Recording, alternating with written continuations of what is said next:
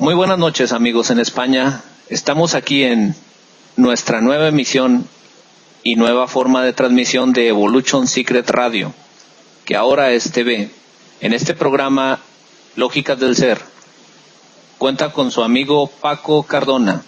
Ahora presentaremos a un invitado muy especial que ha sacado ya muchísima información y muchísimos vídeos en internet. Su nombre es Joan Carles López. Una historia breve de nuestro invitado. Él nace en Reus el 24 de abril en 1965. Es experto en geobiología y especialista en radiaciones del hábitat. Una pasión que llega a involucrar con una constante renovación con los últimos descubrimientos y avances en este campo. Actualmente está investigando y clasificando los tóxicos directos en las viviendas y sus alternativas. Es realizador de labores de investigación, colaborador en medios y charlas y conferencias específicas, formador y editor de cursos especializados sobre las radiaciones naturales y artificiales, formado en los diferentes seminarios en Alemania con Gigahertz Solution, ROM Electronic, miembro de GEA, de formación Instituto Hartmann, actualmente cursando máster en bioconstrucción en la UDL por la Baubiologie electromagnética, equipos de medición en alta frecuencia y en baja frecuencia y asesoría ambiental para soluciones en el control. Nuestro amigo también cuenta con una página que es Gigahertz, donde él incluso pues hace algunas recomendaciones a todos los navegantes en internet de cómo tratar todas estas cuestiones de las radiaciones del hábitat. Y a continuación, pues tenemos a nuestro amigo. ¿Algo que quieras anexar, Joan Carles? Hola, ¿qué tal? Buenas tardes desde España. Aquí estamos transmitiendo también simultáneo, aparte de México, que acá son el mediodía. Joan Carles, algo que me ha llamado mucho la atención en tus videos es la cuestión de la información de que a veces cómo se contamina directamente una vivienda por todas las radiaciones electromagnéticas, y tú estás sugiriendo pues el cambio de ciertos dispositivos para hacer más aceptable la vida en este tipo de viviendas. A mí me llamaba mucho la atención en el tipo de materiales que debemos de estar utilizando, incluso de dejar de utilizar fierros, me parece, ¿verdad? Sí, exactamente.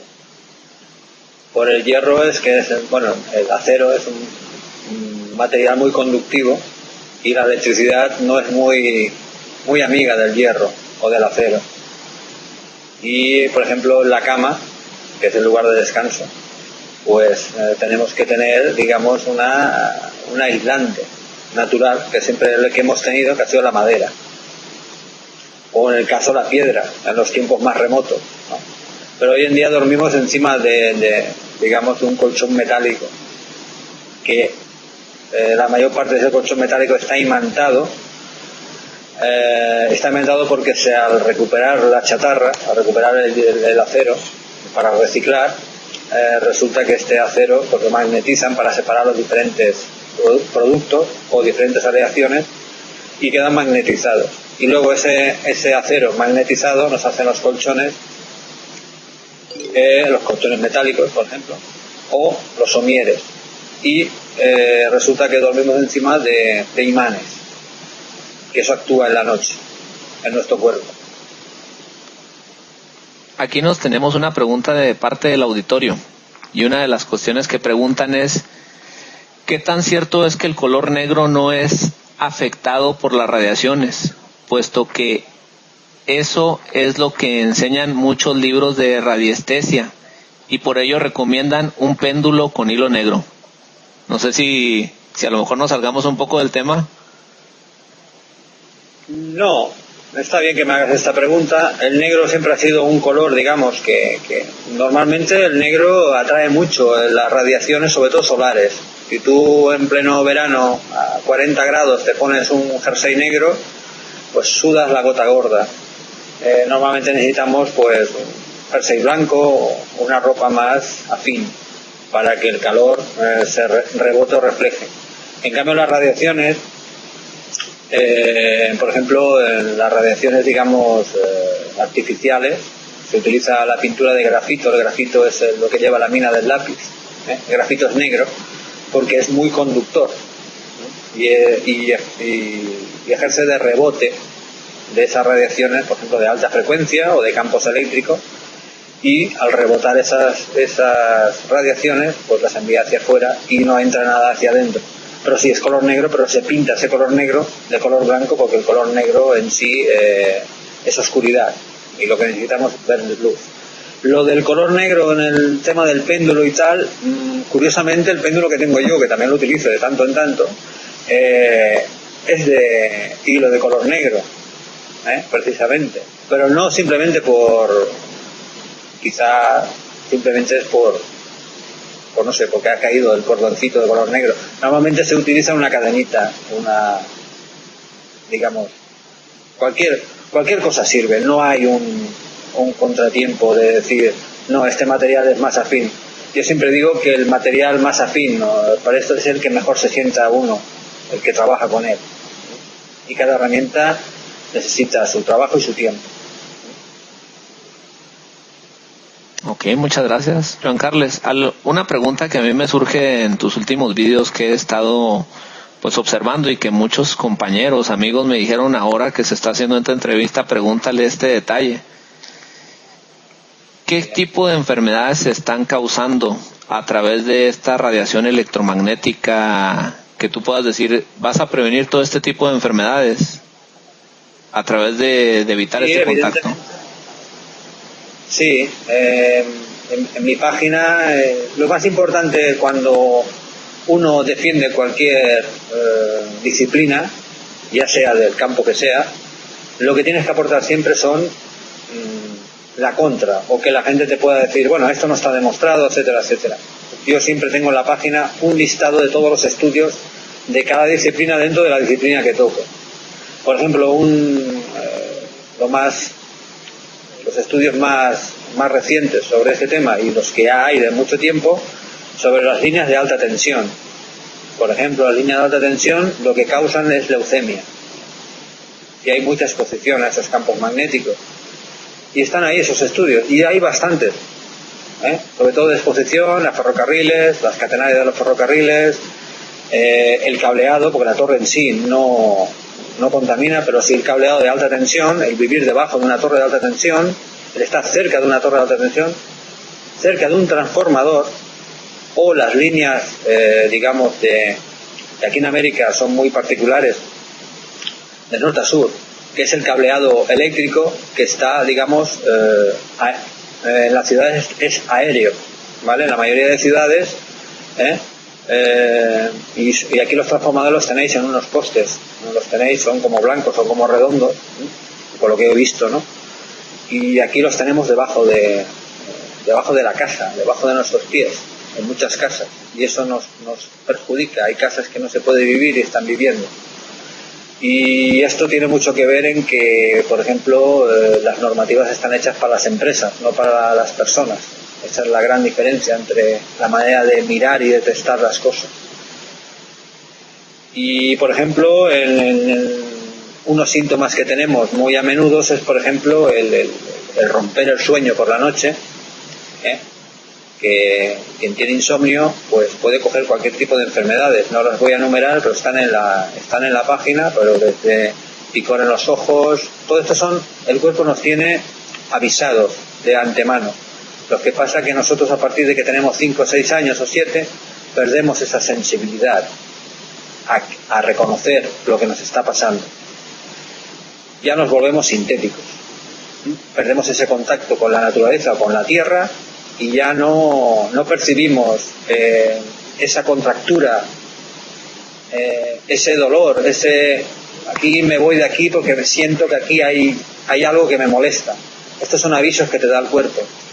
Si tú no haces caso de esos avisos, pues te van a ir agrandando esos avisos hasta que al final tengas una enfermedad por no escuchar a tu cuerpo. Escuchar a tu cuerpo es una cosa muy fundamental.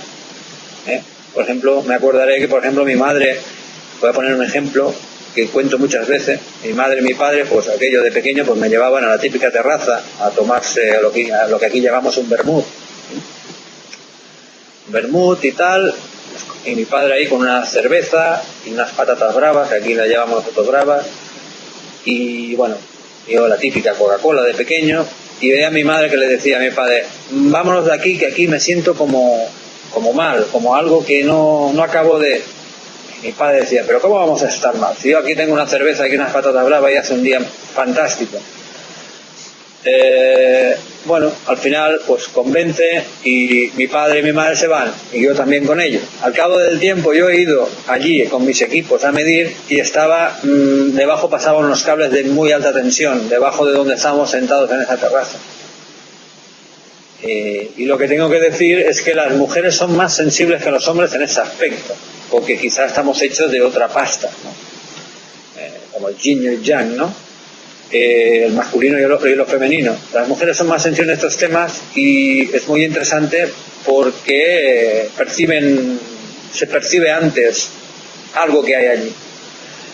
Con el tiempo lo hemos perdido, pero se puede recuperar esa sensibilidad. Y si aprendemos a escuchar, igual que nosotros olemos con el olfato, olemos cualquier olor desagradable, hace un olor desagradable pero no pasa nada. Ese olor desagradable nos está avisando que nos puede afectar tóxicamente a nuestro cuerpo. Y nosotros simplemente o nos reímos, es un olor así, de algún amigo que se ha puesto pues patas abajo, ¿no? O que entrar en un coche nuevo prácticamente y oler a plástico muy fuerte, ese plástico calentado al sol a 40 o 50 grados, entrar dentro del coche, lo que nos huele a un plástico, eso nos está avisando que hay un veneno flotante en el aire, que es el formaldehído, y que nos está entrando. Yo siempre recomiendo que antes de entrar en el coche, abramos el coche y metamos el aire acondicionado a fondo y que se ventile y luego entremos en el carro. ¿De acuerdo? Con este tema tenemos solventado todo este tema. Pero me vengo a referir que el poder nosotros con nuestro cuerpo saber qué es lo que nos está afectando, hasta a mí me cuesta, pero voy recuperando eso y sé que es cuando hay un aire acondicionado tienes una contractura aquí arriba, sitios que tienen unos chorros de aire acondicionado muy fuertes. Cuando tienes una contractura, que tienes un dolor aquí arriba, te está diciendo que como estés más rato allí vas a tener una lesión más seria de tendones y que luego tendrás que ir a un terapeuta que te arregle esto y va a costar bastante tiempo, pero nadie le echa el caso de que venga por aquí. Volviendo otra vez, que me he ido un poquito del tema, todos los síntomas, por ejemplo, picor en los ojos, ¿vale? Picor en los ojos como si tuvieras arenilla, esto también es de campos de baja frecuencia. Con baja frecuencia yo para que lo entendieran mejor, no porque sea baja frecuencia sea menos dañino, sino baja frecuencia sería, pues aquí la electricidad funciona a 60 hercios, si no me equivoco, aquí en Europa funciona a 50, pues esto sería baja frecuencia porque son 50 hercios, ¿de acuerdo? Y alta frecuencia sería, pues por ejemplo, el wifi, el wifi, que funciona a 2,4. Estamos hablando que se estrecha la onda, la onda, digamos, de la frecuencia, por eso es alta frecuencia. Al ser más estrecha, tiene más penetración, digamos, en los cuerpos, ¿vale? Y la de baja frecuencia es más ancha, pero en la baja frecuencia tenemos dos campos a medir, que es el campo eléctrico, que lo medimos en voltios metros, no tiene nada que ver con el voltaje de 220 o 125, ¿de acuerdo? Sino con los voltios metros, que es lo que emite. Y luego tenemos el campo magnético, que es un motor, ese ruido cuando escuchamos un motor que induce una inducción o un transformador que hace un ruido como de electricidad, eso sería el campo magnético. Esos serían, dentro de la baja frecuencia hay dos campos a medir, que es los que he comentado. Y en alta frecuencia solo hay uno, que es el que es transmitir datos o voz sin cable. Todo eso sería lo que sería alta frecuencia. Y aquí, claro, para enviar datos o voz y vídeo, y etcétera, etcétera, lo que hace falta, digamos, es una energía para poder enviar todos esos datos a otro lugar. El problema es cuando lo que tenemos delante nuestro, cuando no va por cable, empieza a emitir una radiación para poder enviar todo eso, porque si no emites una fricción, esos datos no se pueden enviar. Es aquí donde empiezan a haber los problemas, porque una antena de televisión solo recibe, no hay ningún problema. Una antena parabólica también recibe, porque eso me lo preguntan mucho. Es que la antena de televisión contamina. No, las antenas solo reciben, no emiten. El problema cuando un equipo hace la doble función, enviar y recibir. Si envías y recibes, tú tienes que tener una antena al lado tuyo, un portátil conectado al wifi, la antena la tienes en el portátil, no en el router. En el router ya le llaman la palabra enrutador. Yo me engancho como si fuera la línea de un trolebús, me engancho con la línea eléctrica al tranvía, arriba, y ya estoy enganchado. Yo tengo la antena en el portátil, la tengo en una esquina. Normalmente el portátil o la tablet la tengo encima de nuestras piernas, en nuestras partes bajas o más sensibles. Y eso emite. Si solo recibiéramos, sería totalmente inocuo. Pero es que en el momento que emite, es cuando emite esa radiación. Y esa radiación nos va hacia todos lados. Síntomas de esto, pues temas cardíacos, pérdida de, digamos, de masa de espermatozoides, ¿de acuerdo? Sobre todo en los hombres. Eso hay estudios que están ahí para que los podáis esto. Y principalmente en alta frecuencia lo que va aumentando mucho son el tema del cáncer, ¿de acuerdo? Un estudio muy brutal que se hizo en Brasil, en Belo Horizonte, en la cual todas las antenas de telefonía móvil, la gente que había alrededor de esas antenas tenían altos índices de cáncer. Y claro, a partir de aquí yo me encuentro que donde están esas antenas y donde están esas personas hay que protegerlas, y me dedico a proteger eso, porque lo que no podemos hacer es quedarnos sin móvil, porque está tan extendido este sistema que ahora mismo pues no se puede volver atrás con toda la tecnología, pero sí que hay que proteger a las personas que están alrededor de esas antenas, y esa es la tarea que intento divulgar, el cómo desde casa podemos ayudar y cómo podemos o hacernos nosotros nuestra protección o buscar materiales que tengamos alrededor nuestro, o si no, pues importarlos o comprarlos vía online. Pero es muy importante porque los síntomas van aumentando. Voy a poner un ejemplo. El informe Bioinitiative 2012, que salió a principios del 2013, nos dice que los tumores cerebrales en el teléfono móvil han aumentado un 200%. Y bueno, dices, ha aumentado un montón, pero es que lo más brutal de este estudio es que dice que en los teléfonos inalámbricos DEC, los inalámbricos son los teléfonos de línea fija, ¿de acuerdo? Estos resulta que han aumentado un 400%, porque tiene una frecuencia que lo que hace es que tiene un radio de unos 300 a 500 metros, y bueno, es brutal lo que puede hacer un teléfono inalámbrico, ¿de acuerdo? Y este sería el tema del tema del estudio. Por eso me vengo a referir que todo el tema principalmente lo que hay es el insomnio, que como comentaba al principio, el insomnio es el problema más grande que hay de muchas personas casi en todo el mundo. El no poder descansar más que dormir, porque hay gente que duerme pero no descansa, y gente que se despierta por la noche de las 2 a las 3 de la mañana, que es donde teníamos que tener, digamos, el sueño más profundo. Cortamos ese sueño y bueno, a partir de aquí no descansamos, nos levantamos con unas ojeras muy grandes y digamos que a partir de aquí nos levantamos cansados y también nos levantamos agresivamente, porque nuestro cuerpo no puede descansar. ¿Por qué todo esto? Cuando nosotros descansamos, nuestro cuerpo tiene que regenerarse, tiene que ponerse como si fuera un robot, conectarse a la red y cargar pilas.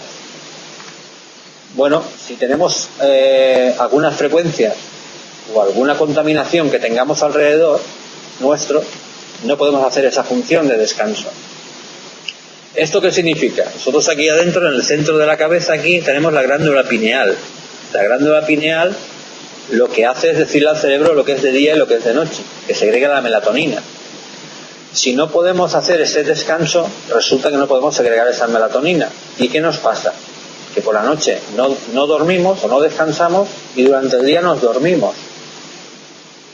Mucha gente creía que hasta ahora son las comidas copiosas que te daba sueño. Pero simplemente como no descansas, el cuerpo tiene que hacer unas pequeñas cabezadas. Y bueno, hay accidentes de tráfico, y claro, se relacionan con otros síntomas y resulta que los síntomas son otros. Ahora el problema es un poquito más grave. En vez de solucionar un problema de contaminación electromagnética o de radiaciones, lo que hacen es que médicos recetan melatonina. O sea, al no poder segregar la glándula pineal, te recetan melatonina y ya está. Pero esto no es un problema. Estamos ahora, digamos, a la glándula pineal la estamos volviéndola vaga, porque le estamos ya dando lo que ella tenía que producir. En este caso, lo que estamos haciendo, no estamos quitando el problema de donde nos venía de no segregar la melatonina o no descansar, que sería quitar las radiaciones que nos están impidiendo ese descanso. Por eso es muy importante proteger nuestras habitaciones de descanso para que nosotros podamos afrontar el día a día. Y este sería más o menos el kit de la cuestión, ¿no? Las enfermedades que a medida que nos vayamos, los primeros síntomas son dolores de cabeza, el wifi, el teléfono móvil y tal, lo que te comentaba, nos está dando un aviso el cuerpo de que hay algo que no funciona. Y son estas jaquecas, esas migrañas, que cada vez se vuelven más agresivas, y porque te está diciendo que cambiemos, que hagamos un alto o que desconectemos. Hoy en día no podemos desconectar, estamos completamente conectados a todas horas, y lo que yo intento no convencer, sino explicar de que podemos desconectar. No tenemos que estar 24 horas pendientes del teléfono, del smartphone o el teléfono móvil.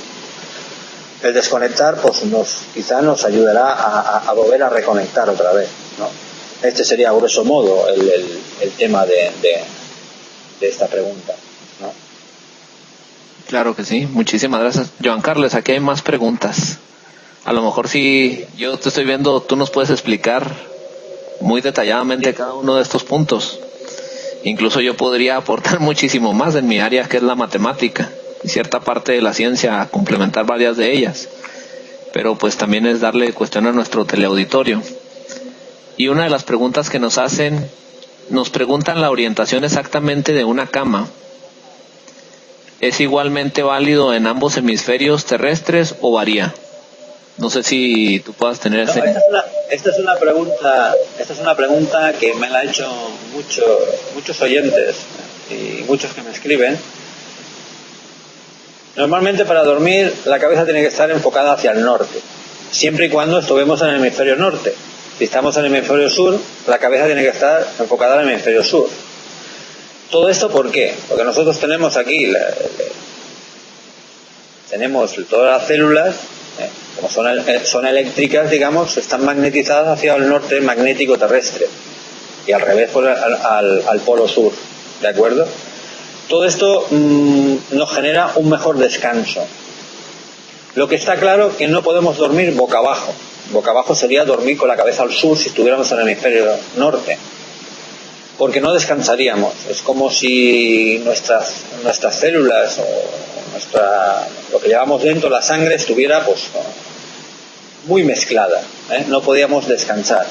Y invito a que probéis, cogéis una brújula y simplemente pues busquéis ese norte o ese sur y os pongáis con la cabeza mirando por la parte de atrás, y si no se puede porque las habitaciones no lo permiten, se puede dormir hacia el este o hacia el oeste, dependiendo tendrás unas pequeñas variaciones que no son ninguna importancia.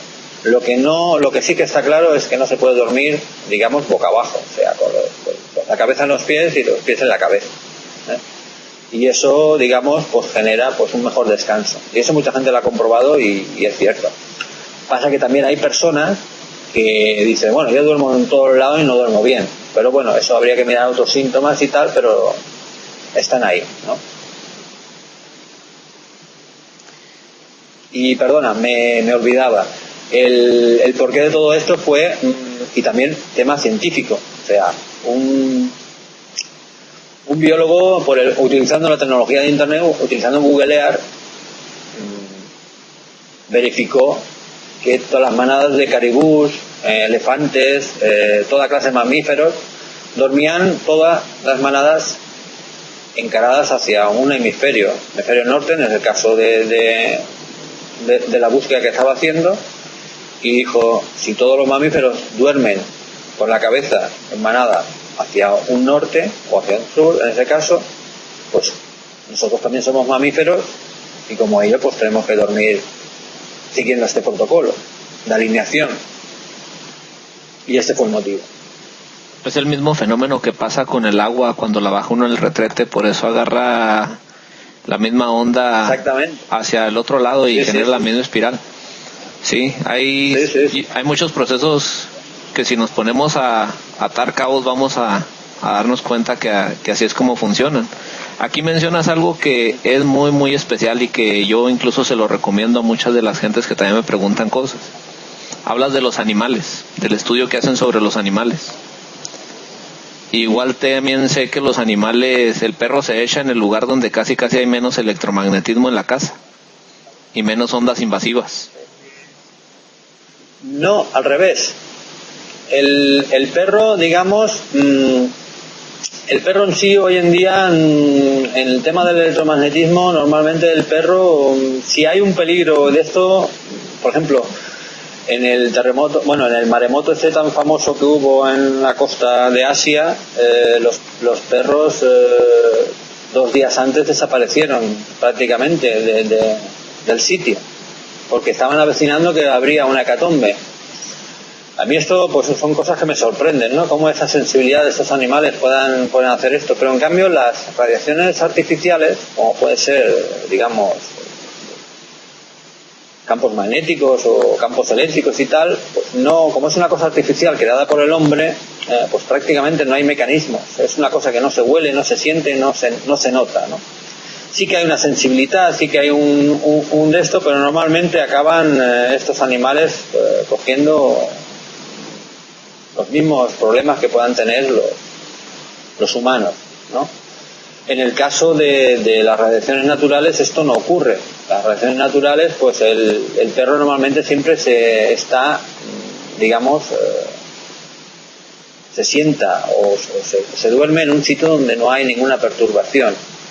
Incluso tribus indígenas, o sea, en el norte de América, pues utilizaban los perros como lugares para poner, digamos, el campamento. Cuando los perros paseaban y daban sus vueltas y tal, se paraban allí y allí ponían su campamento. Los gatos le pasa todo exactamente lo contrario. Donde hay una radiación natural, ahí están los gatos, absorbiendo esa radiación, porque son felinos, y después se lampenan toda la radiación que tienen en sí, y luego vuelven otra vez a succionar esa radiación. Yo en las casas que he ido siempre me he encontrado gatos en vetas de agua, en líneas Harman o en líneas Curry, ¿no? Allí puestos allí. Ahí se sienten más, digamos, más encima de ello. Igual que las abejas dan más miel en sitios donde están perturbados, donde puede haber agua, donde puede haber una perturbación terrestre. Y esto es curioso, ¿no? Y generan más miel, ¿no? Porque necesitan esa radiación para generar esa miel que tanto apreciamos. Otros animales, pues serpientes, pues, los termiteros. Antiguamente en África, donde había termiteros, era señal de que había agua. En Austria, en el siglo XVII, pues cogían, digamos, hormigueros enteros, los ponían en una parte de un lugar. Si las hormigas se iban, ese lugar era neutro. Y bueno, y allí podían hacer un asentamiento. Los romanos eran un poquito más bestias. Cogían un rebaño de ovejas, dejaban un año el rebaño de ovejas dando vueltas por esa zona y luego les abrían la cabeza y miraban, digamos, el cerebro, cómo estaba, si tenía tumoraciones o no. Si ese cerebro estaba limpio y tal, ahí plantaban una ciudad. O sea, a veces son barbaridades, ¿no?, lo que utilizan, pero me vengo a referir que todas las civilizaciones han utilizado los animales. Uno de los descubrimientos, no es un descubrimiento, digamos, para decir, oh, qué gran descubrimiento, ¿no? Pero, por ejemplo, en las casas, digamos, de toda la vida, donde antes se nacían las casas pairales, que se llama, digamos, primero tenías lo que es el establo, ¿vale? Tenías allí los caballos, o tenías la vaca, o tenías el sitio donde tenías los animales. Después, con el tiempo, construías en el primer piso, construías las habitaciones de dormir. Y esto fue porque, claro, primero estaban los animales que eligieron el sitio bueno, sin tener conocimiento, pero los animales ya te marcaban el sitio de descanso. Una vaca se tumbaba allí tranquilamente y era un buen sitio libre de esas radiaciones naturales en este caso. Y luego se construía arriba y allí se podía dormir tranquilamente y ya está. Y por eso hoy nos aparecen muchas casas antiguas con que tienen el establo abajo, en la primera, abajo, en el portal, digamos. Ese sería el tema este de las radiaciones. Aquí me hace otra pregunta el auditorio. Y una de ellas es: ¿qué pasa con el estudio acerca de la Gioconda?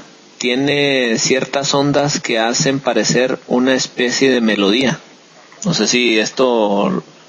Desconozco el estudio pero posiblemente sobre la Gioconda todo es, digamos que es como una gran novela que nunca se acaba. Siempre hay misterios que resolver en la Gioconda. El otro día estuve viendo una película muy curiosa que se llama La banda Picasso, que habla de Picasso y sus amigos que estaban en Francia y uno de ellos roba la Gioconda, ¿no? Y desconocía esa parte de la historia, ¿no? Y también pues tenía pues su misterio. O sea que me vengo a referir que sí, posiblemente que pintó la Gioconda, con lo místico que era, pues seguro que puso esa parte en el cuadro, seguro. Lo investigaré por eso. Aquí hay un detalle también. ¿A qué peligro se expone una persona que va diariamente a un solarium, además de un cáncer de piel? ¿Qué hay con el uso de los celulares? Ya lo mencionaste aquí. Sí. Ahora estoy poniendo en la página el tema por ejemplo, estoy a punto de poner esta pregunta, o sea, las respuestas el tomarse el sol. Y bueno, yo siempre me he preguntado, digo, ¿por qué uno se va a tomar el sol? Está de moda, se pone uno moreno y bueno, mantener ese bronceado y tal, pero eso no es por un fin terapéutico, es más bien por un tema de belleza. Porque lo que siempre hemos pensado, o sea, que una persona que tiene la piel muy blanca, normalmente, o piel clara, si va a tomar el sol, tiene que tomar muchas precauciones, ¿de acuerdo? Lo que pasa es que cuando el sol da mucho en la piel, el ser humano lo que tiene, digamos, es un medio de protección, que sería que la piel se vuelve oscura para poder protegerse, digamos, de esas radiaciones.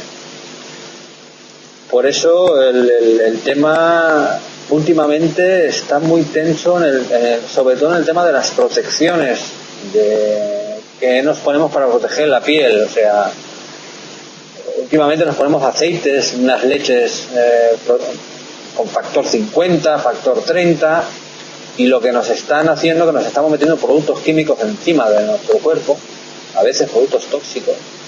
En una entrada de mi blog, que está muy consultada, era una lista sobre los mejores, digamos, leches solares para niños y protectores, en la cual pues salen los que son más peligrosos. Es curioso porque todos son americanos, ¿de acuerdo? Y los que son mejores y los que son peores para tomar el sol. Yo siempre he dicho que no hay que tomar el sol en las horas digamos más fuertes, cuando pega más el sol, porque los rayos ultravioletas son los cuando nos están atacando más en ese aspecto. Pero bueno, estas protecciones ya las tenemos desde que el hombre es hombre, ¿no? Utilizando sombreros, utilizando ropa larga, ropa blanca, una ropa clara, etcétera, etcétera. Siempre nos hemos protegido del sol. ¿Qué pasa cuando entramos en un tema sintético, un tema artificial, como puede ser las tumbonas estas de rayos UVA? Pues bueno, en las tumbonas de rayos UVA hay que saber dónde vamos a tomar este tratamiento, si esa empresa está homologada para hacer este trabajo, porque hay mucho que tiene un aparato que a lo mejor no está ni homologado o tiene fugas. Las lámparas no están lo suficientemente herméticas y por ahí se escapa algún tipo de radiación que nos pueda afectar con el tiempo. Luego los campos magnéticos que hay dentro de una cámara de este tipo dejan mucho que desear. Yo no lo recomiendo. Hay otras técnicas. O sea, tomando un poquito el sol cada día puedes uno mantener un brillo, pero luego es que te va quemando la piel. Esa piel necesita estar hidratada y te la va quemando hasta que al final queda esa piel crevadiza y muy restrejada. O sea, si hay que hacerlo, pues con cuidado, pero simplemente es un tema estético, no es un tema terapéutico. No es muy recomendable. Ok. Aquí yo tengo unas preguntas que se me hacen muy interesantes por todas las cosas que están pasando ahorita y por tanta gente que está compartiendo. Algo que me llamaría a mí la atención antes de llegar a una pausa. Ustedes y tú en especial y muchos geobiólogos que ahorita están participando, ¿tienen alguna organización o donde gente se pueda adherir, o incluso gente de América? ¿Qué carreras necesitan y cómo pueden ellos tener algún conocimiento de todas estas áreas? A ver, aquí en España tenemos GEA, que es la Asociación de Geobiólogos, y en América también está. Está en Argentina y no sé si en México quizá está. No lo puedo asegurar con exactitud, tendría que mirarlo. Estudios hay estudios, no es una carrera que esté, digamos, abierta, porque tocaría la pseudociencia, ¿no? Y no hay mucha, sobre todo aquí en Europa no está muy abierta en estos aspectos. Está más, digamos, es muy científico todo y no quieren abrir estos temas, digamos, demasiado sensibles, de cambiar un poquito la manera de funcionar. Sí que hay universidades privadas en algunos países de Latinoamérica en la cual sí que dan como carrera esto de la geobiología.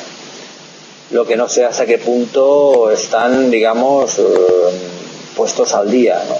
Y hay que, digamos, favorecer más, ponerse al día con estos campos, que yo intento ponerme al día con técnicas y con materiales, sobre todo.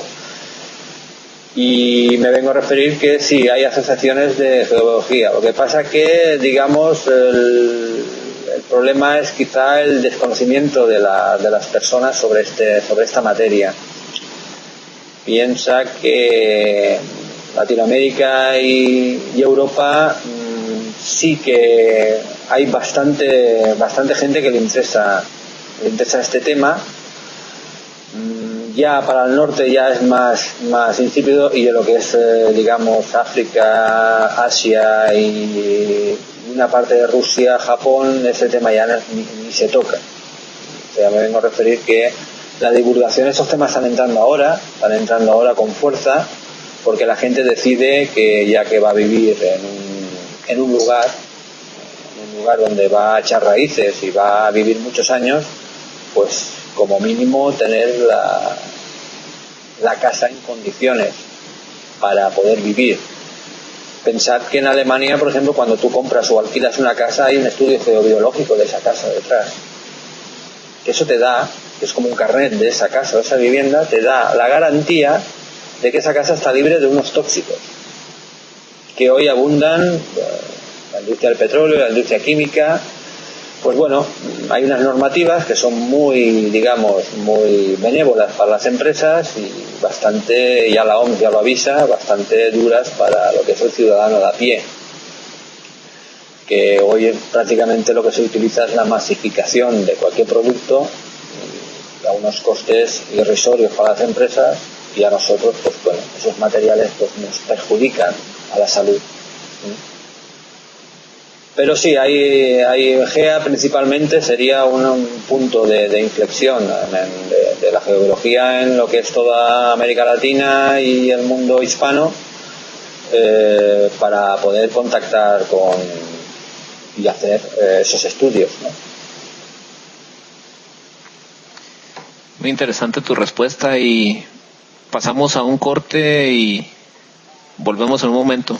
¿De acuerdo? Muy bien, hasta ahora.